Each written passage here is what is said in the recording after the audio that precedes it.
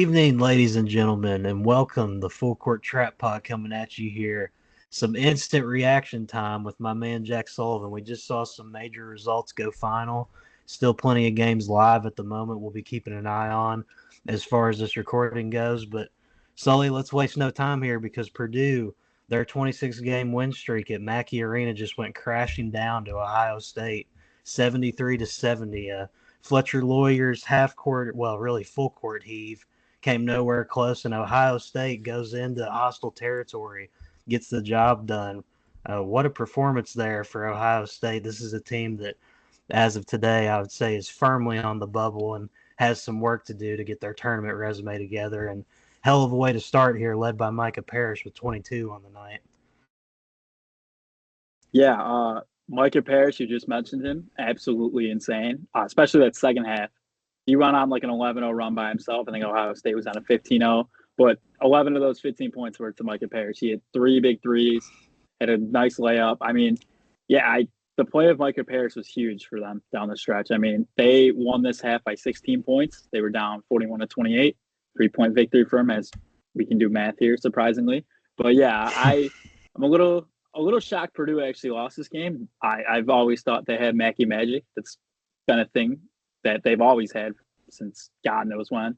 But yeah, this is a big though for the Big Ten. I think Michigan State is officially firmly in first place of the Big Ten by 2 games now. So we'll see how that goes. As Michigan State's going to enter their tough part of the conference, they're going to inevitably have to go to Illinois after that big game, which you all know what happened there. But yeah, Ohio State, I was very impressed with their second half. The first half, not so much. Mobley Jr. hit a very big corner too, and I thought they were going to blow the game away as well. To be honest, I am impressed, and I'm also a little, what the hell was that when they were up 8 points and then just turned the ball over and then couldn't stop TKR. But hell of a win for Jake Diebler. Puts them firmly back in the bubble, like you said, and we'll see what they do. A lot of work to do to get on the right side of the bubble, considering they've lost a lot of games they should have probably won this year. But yeah, we'll see how they do moving forward. Yeah, for sure. I mean, there's still a lot of work to do, as you mentioned. I mean, they sit at, I believe it's 11-8 on the year right now so far. Mm-hmm. They've got the marquee win against Kentucky, but they've been haunted by the demon of one possession games recently. They lost to Indiana by 1. They lost to Wisconsin by 2, Oregon by 2.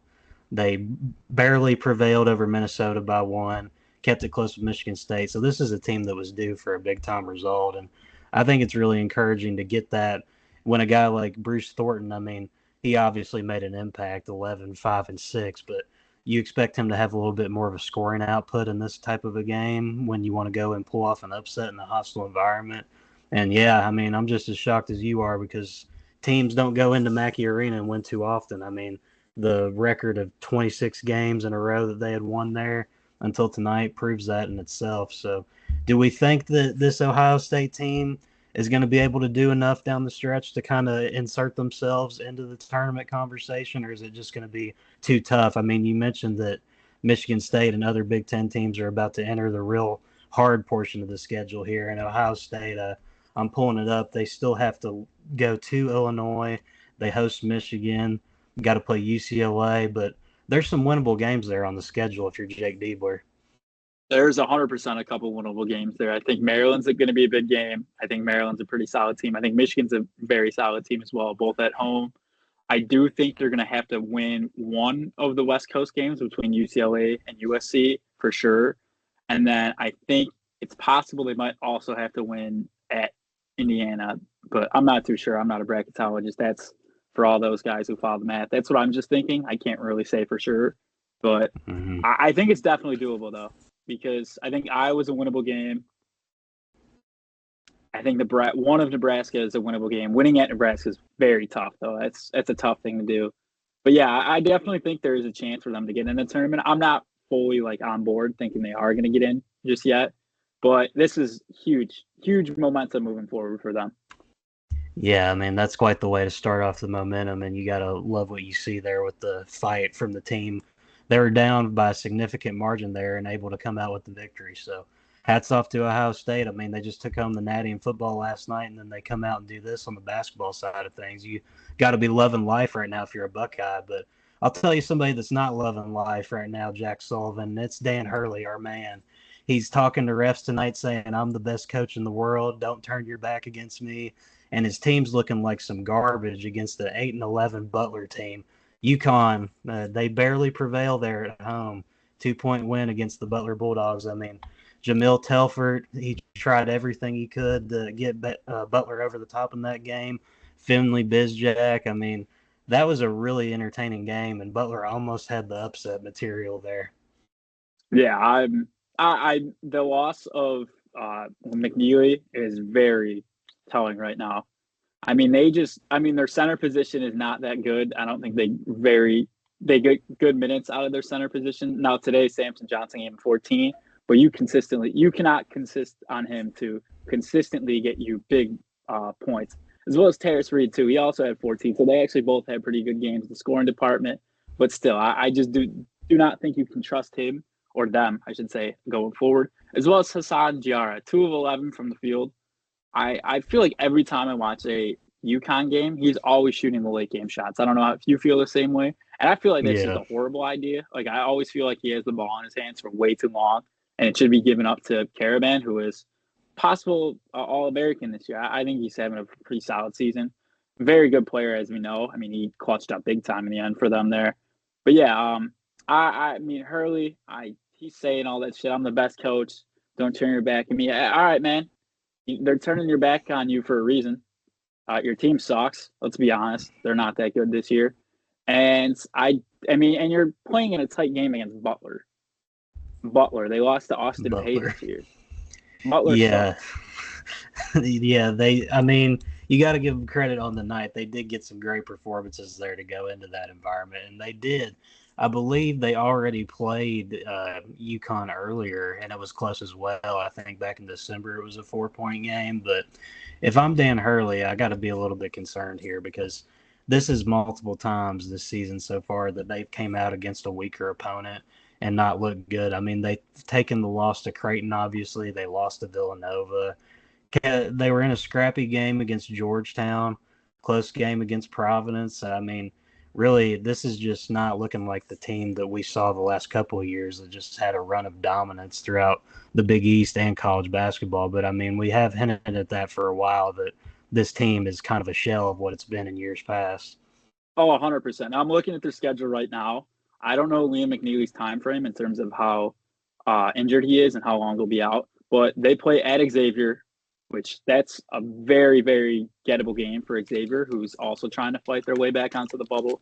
Then they go to DePaul. It should be a winnable game, even though DePaul has actually been playing pretty solid recently. Then they go to Marquette. That's a tough one. As we know, they're probably the best team in the Big East this year, I would imagine. Yeah, I would definitely agree with that. And then they play St. John's in the Garden. That's been a little rivalry between Patino and Hurley. They don't like each other at all. And this is also a pretty solid St. John's team this year, too. And then after that, they go to Creighton. That's 4 big games in the Big East. Well, you're playing at least 3 of the best Big East teams outside of yourself right there. And Creighton, St. John's, and Marquette in back-to-back games. Without McNeely, there's a possible chance 0-3 is on the table right there. And then you also have Xavier next week, or this Saturday, coming up. Yeah, and I mean, honestly, with the way Uconn has been performing lately, I don't think it's really unreasonable to say that they might be the 3rd best team in the Big East right now, because I think you can make a case for St. John's, honestly. No, I would take St. John's over Creighton right now, as a matter of fact. Or Uconn, I meant. I slipped up there. All good. But, yeah, I definitely think, in the hierarchy of the Big East right now, it's Marquette, St. John's, and Uconn are right there. And honestly, I think I might take St. John's when it comes down to it. But there's a lot to really fix here if you're Uconn. Another thing I noticed, too, throughout this game specifically, not looking ahead to the rest of the season, it really felt like Butler just kind of went in there and out-physicaled Uconn because, I mean, they were getting to the line a lot. I think they got up to close to 30 foul shot attempts on the night, and it just felt like at times that Uconn was getting a little bit picked on there. I don't know if you kind of thought the same thing there, but. So, yeah, I noticed Landon Moore I don't think he hit a single shot all day. 6 of 6 from the line. I heard from the broadcast he drew like 6 fouls. So he was out physicaling. I don't even know if that's a word exactly, but he was making his mark there. He was getting boards. He was fighting for rebounds again on missed free throws. I mean, he looks very impressive. Not in the shot making department, but just battling throughout his way with UConn. And I do think this UConn team can be a little soft at times. I think Solo Ball can be a little shaky defender. Now he's a very good scorer, hit 5 threes today, but I do question their defensive toughness at times and their toughness in general, as a matter of fact. Outside of Caravan, I think he's the only one. I shouldn't say the only one, but he's the one who demonstrates the most fight at all times, pretty much. Yeah, and I mean, we've talked about UConn a lot this year, obviously, and we thought for a little bit there that they're putting together a run going into Big East where their problems looked like they might be behind them, but clearly that's not solved yet. So, I mean, as we continue on, obviously, that you mentioned they got the big games ahead.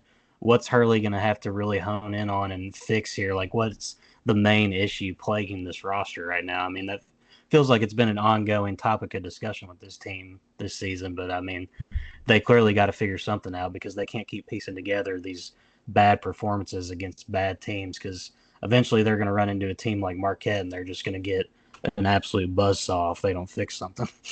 The thing is, I don't really know if it's fixable. Like, they're still a very solid team. Don't get me wrong. Like, they're 19 in the country for a reason, but I don't think they can just get better at the 5 and the 1. I just think it's who they are. I think Samson Johnson and Terrace Reed are serviceable big men who are backups. And then I think Hassan Diarra is the same way. I don't think they have a starting level point guard as they had in the past few years with Tristan Newton.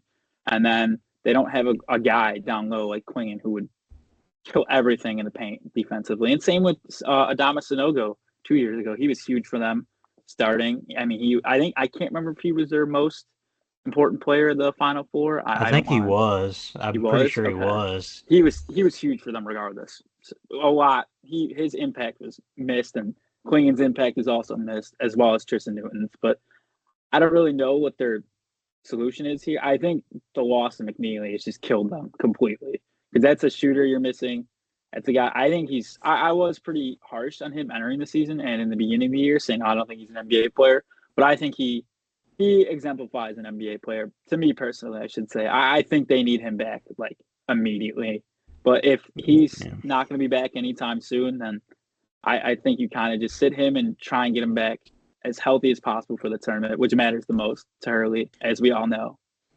Yeah, and I mean, even when you factor McNeely into the squad, like obviously he makes a huge difference, but this team, I just feel like they kind of lack depth. And I mean, you said the true 5 and the 1 seems to be a soft spot for them. I mean, you look at their bench tonight, it's zeros across the board except for Terrace Reed, and who had 14, and Jaden Ross with 2. But Mahaney, we've hit on him plenty of times. That was a miss in the portal.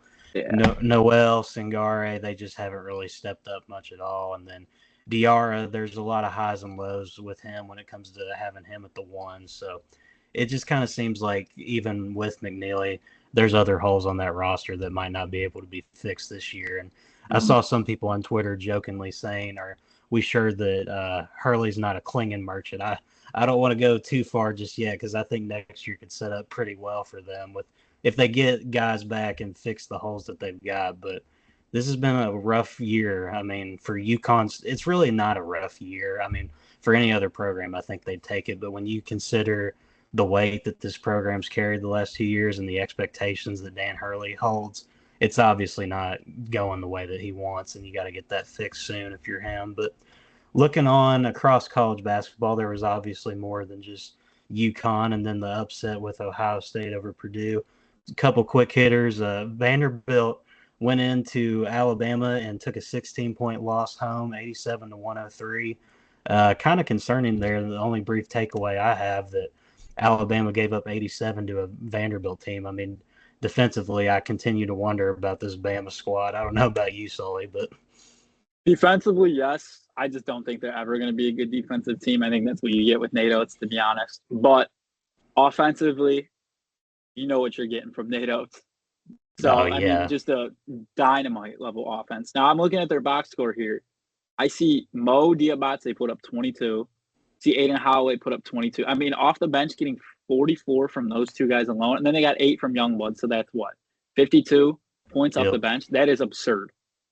That is Yeah, no. genuinely insane. Like they're so deep, and they just have guys who can just kill you and just keep coming at you. And we know Mark Surives, he's an SEC Player of the Year type of guy. I think that still goes to Broom, but that's besides the point.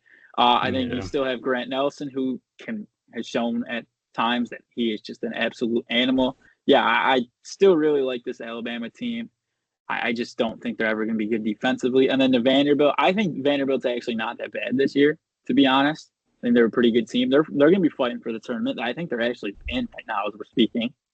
We'll see what happens in the next bracketology update, which once again, I don't really know how anything is factored in. But yeah, I think Jason Edwards, I mean, he shot 8 of 20, 21 points.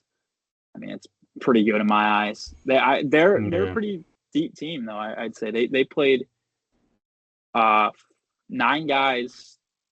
All 9 guys had over 13 minutes, 8 over 17. So yeah, they're playing a lot of guys. I like Byington. We'll see how long he stays at Vanderbilt, but I think Alabama is showing that yeah, they're an elite team. They're a national championship contender for a reason.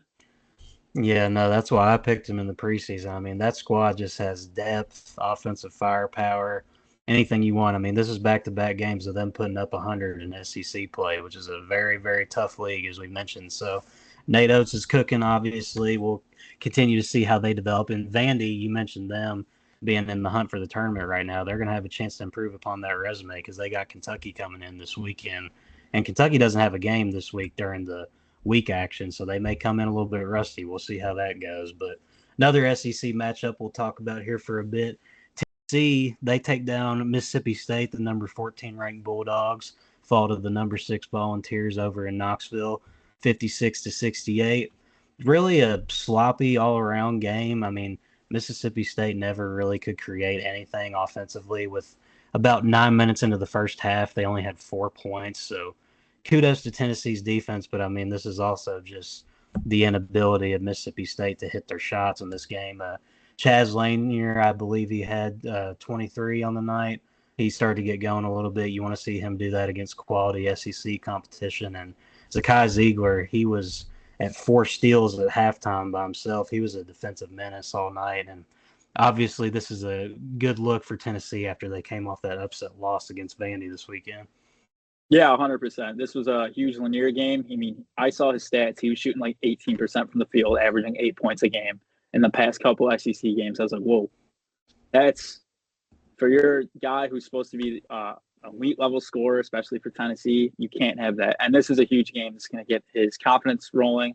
It's going to be a lot of momentum for the Volunteers moving forward. But this also just felt like a typical Tennessee Mississippi State game.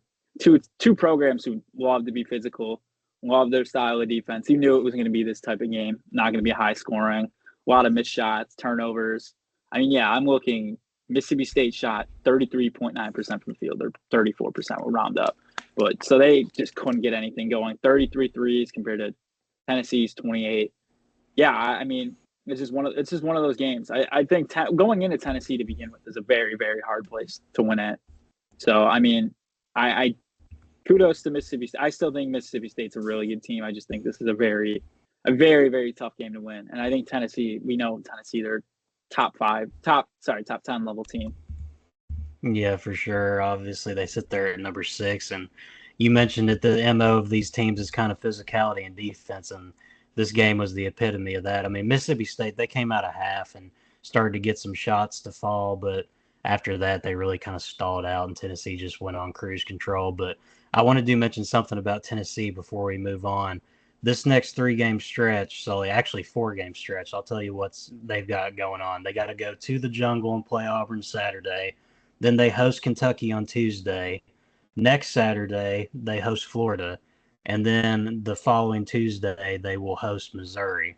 That is a brutal stretch right there. Yeah, that's rough. Kind of interesting they get 3 straight home games in a row. I mean, I guess that's what they get for going to the best team in the country, to be fair, which is Auburn. I don't think they're going to win that. That's going to the Jungle is probably one of the most impossible feats to do this year, especially winning, of course. But I mean, I think that's pretty winnable though. I think they Hmm. should realistically be 3-1 in that. I think they'll beat Kentucky. Florida's a little scary though, because we saw what Florida did to them the first game. That was a mugging. That was worse than a Hmm. mugging, to be honest. It was awful. So we'll see how they do. And then Missouri, I think Missouri is a very solid team as well. So I think I think Tennessee goes 3-1 in this upcoming stretch of their 4 games. Yeah, 3-1. I could definitely see that. I think I'm going to pick them to go 2-2 in that stretch. I think that they obviously will lose the game to Auburn. I don't think anybody's going to expect them to win that. I think they'll take care of business against Kentucky, but I do think Florida might get them because the way Florida went out there and just put the pressure on them in that first game. I mean, obviously Tennessee had a remarkably bad shooting night, and I think it's pretty safe to say they're not going to replicate that. I just kind of think that I like this Florida team more overall, and I think I trust them to go in there and get that done. And then Missouri, that's a quality team, obviously, but I think Tennessee can handle their business there.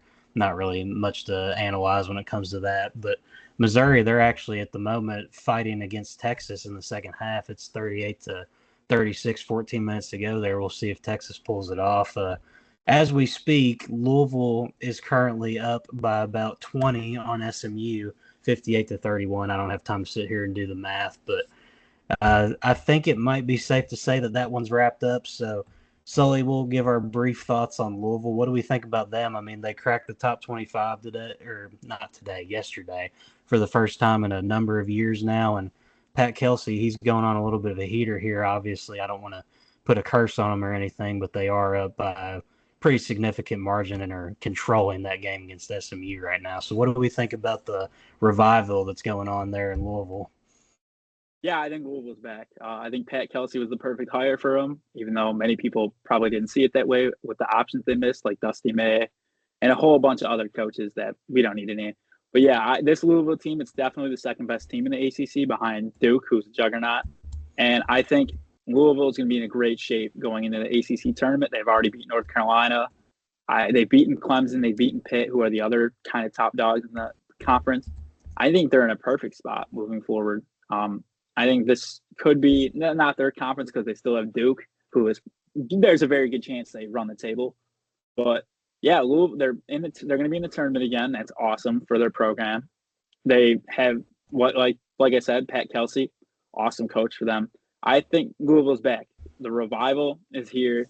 They they should be a mainstay for a long time in college basketball. And I think this team has a very good chance to go pretty far. Now, SMU, I am going to say I'm not a very big fan of SMU this year, which is weird. They have some quality pieces on the team. I don't really know why they're like not really that solid this year, but I'm in on this Louisville team. Even with all the injuries, Case and Pryor, they lost a couple other guys, Pryor being the main one. They're just fighting. The eight or nine guys they have, they just fight. And Chucky Hepburn, one of the best on-ball defenders in college basketball. I love this Louisville team, I'll be honest. Yeah, no, they're definitely. I think that it's safe to say that when it comes to the tournament, you mentioned they'll be right up there with Duke. I definitely agree with that. I think when it comes to the NCAA, I think you could be looking at a safe like Sweet 16 squad. I worry just with the loss of Pryor still that might be able to put a cap on their overall ceiling. But if this team did have Pryor, I mean, I think you could be looking at a team that's even better than where they are right now, obviously, because he's a hell of a player that they lost. But we'll see if Louisville pulls it out there. I imagine they will. I don't really see SMU having the horses to mount a comeback there, but taking a look around all the other action tonight, Sully, Iowa State, they put up 108 at home on UCF, the number 3 team in the country, Iowa State Cyclones. We all know how we feel about Iowa State on this podcast, but briefly, what were your thoughts about last week with Iowa State? You know, they got the win against Kansas in pretty affirmative fashion, and then they went on the road and took that little hiccup there against West Virginia, but they came out tonight and they handled their business. I think it's safe to say that was a team that was pissed off that they let one go on Saturday. Oh, 100%. That loss to West Virginia, I'm not going to say it was a blip, but because that West Virginia team is very good. We all know Javon Small, absolute bucket getter. But yeah, like you said, pissed off. They wanted this game. As you can tell, Justin Jefferson, 30 points. Keyshawn Gilbert, 21 points, all on efficient scoring too. And they're without Milan Momcilovic, who they're going to need to get back to go far in the tournament. I think he's a very big key to their team. He gives them shooting. He also had a bunch of clutch shots last year for him too. And yeah, I think this Iowa State team is going to be a clear lock for the NCAA tournament, or a clear number 1 seed for the NCAA tournament. We all know they're going to be a lock.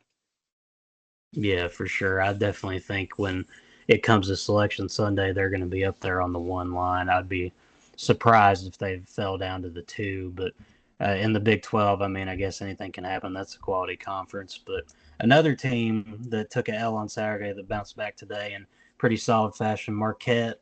They won tonight 76-59 over Seton Hall.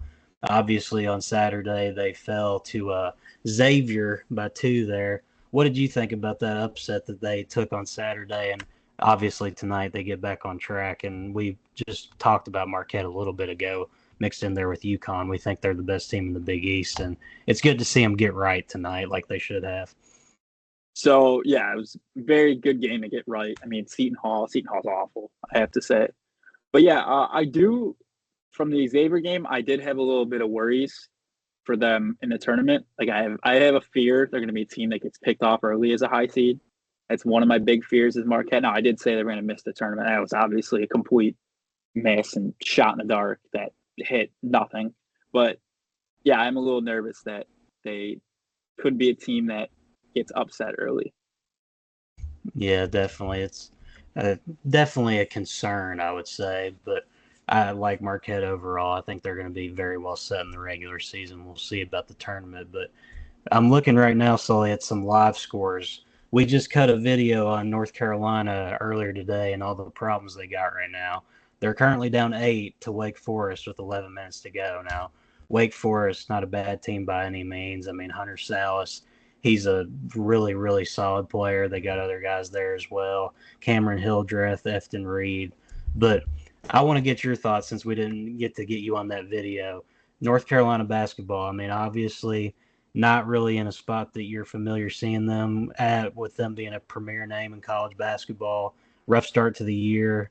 Resume really isn't all there yet. And I mean, if they end up falling tonight, which we'll see if that holds true, that's another blip on their resume. And they're going to have to figure something out because if they keep taking these bumps that they shouldn't be, they're not going to make the tournament with the lack of just overall body of work that they missed on in the non-conference.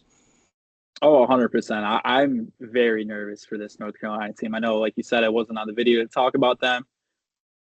Good chance they don't make the tournament. Good chance they do. I think it's right like a 50-50 type of split right now. If they make it, if they don't make it. But man, I don't. This team just isn't good, and it's so weird saying with North Carolina because we saw last year that team was awesome, but the loss of Baycott, just huge. It's probably one of the biggest losses in college basketball history, which is super weird saying just in terms of the impact he had for the program, what he did on the court, just stuff like that. I mean, look at the bigs they have now. No offense to them, but I mean, it's just not guys you see in Carolina uniforms. And Ian Jackson, I mean, he's a great player, but it's just it can't all be on him. It can't all be on RJ Davis. There needs to be other guys who have to step up. Now, Cadeau was stepping up early in the game. I think he had like 9 in the first 4 minutes.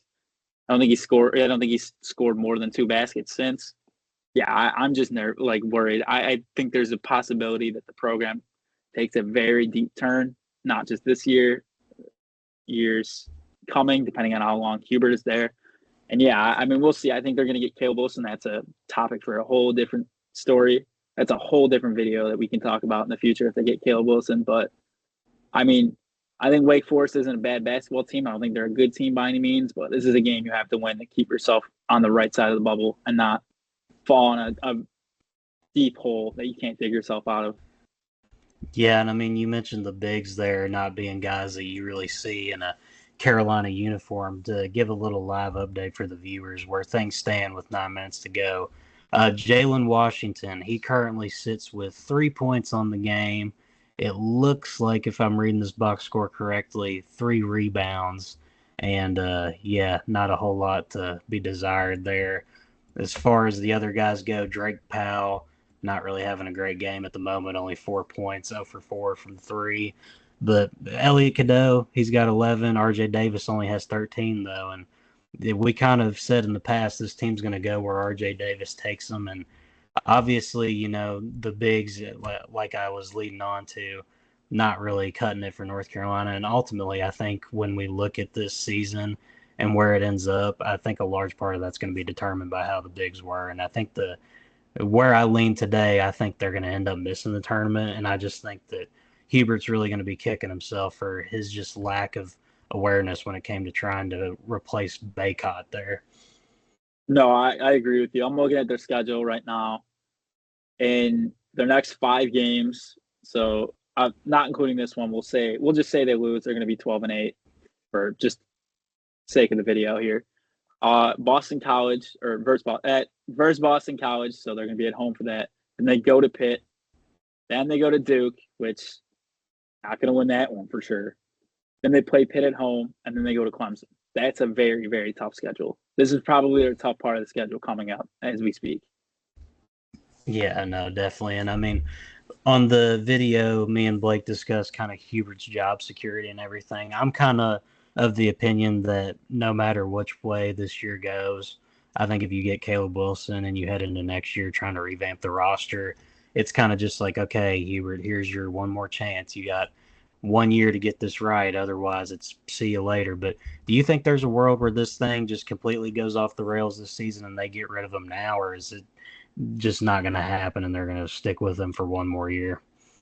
I think the season going off the rails, yes. Him being fired now, I think he's automatically back next year, unless one of like these big coaches, such as like Nate Oates, for example, just goes, "Hey, I'd love to be here next year, but I don't think that's going to happen. I don't think he's ever going to leave Alabama." And to be honest, once again, this is definitely a topic for another video. I have no clue who the next North Carolina head coach will be. I genuinely like.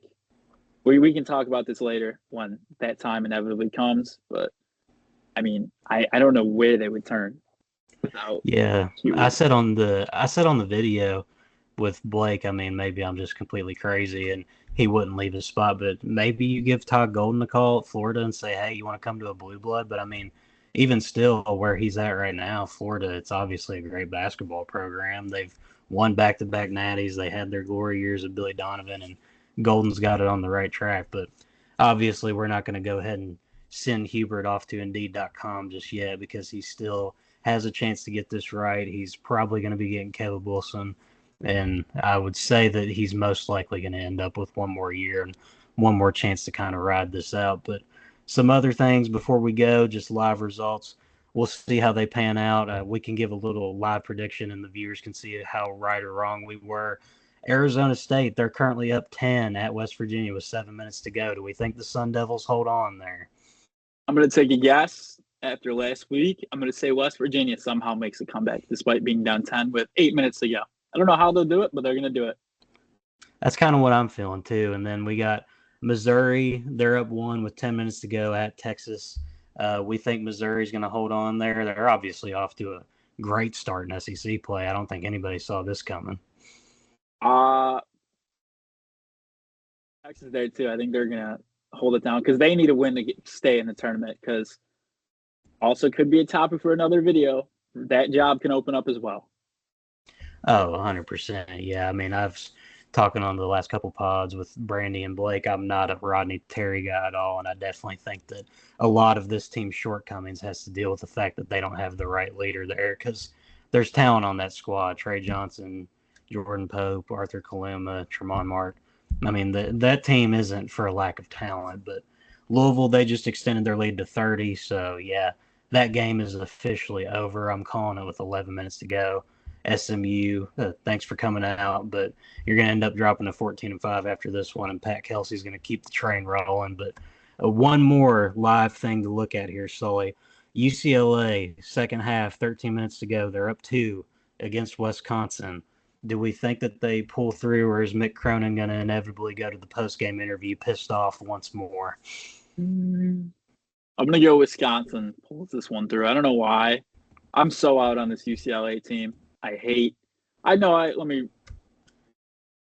do not like the way Mick Cronin has acted recently, especially that one press conference. I don't know if you guys talked about it. I know I've been absent for a long time now, but I hated what he said up there. I had a feeling. I think he lost the team, and I still think that's possible because I don't remember who they just beat. If it was somebody notable, I had to look. Mm-hmm. They killed Iowa. Now Yeah. Iowa, okay, it's okay, but I think Wisconsin's a step up above Iowa. So we'll see how they do against this type of team because I think Wisconsin's a tournament level team. I don't think Iowa is, and I am worried that this UCLA team they've quit. Mick Cronin's lost the locker room. So yeah, I'm going to take Wisconsin in this one. Yeah, I think Wisconsin's going to hold through. They just tied the game, actually, and John Tonji has 16 points, and he hasn't missed a shot yet. So that seems like it's going to be hard for the Bruins to overcome. But, yeah, Sully, I mean, we've talked about just about everything. It was glad to see your face around here again. We didn't know if you were going to come back there for a while. So good talking some ball with you and some instant reactions. I'm going to go ahead and sign off here, get this thing up for the people tonight. So we'll see you all in the next video. Luke Tackett, Jack Sullivan, Full Court Trap, signing out.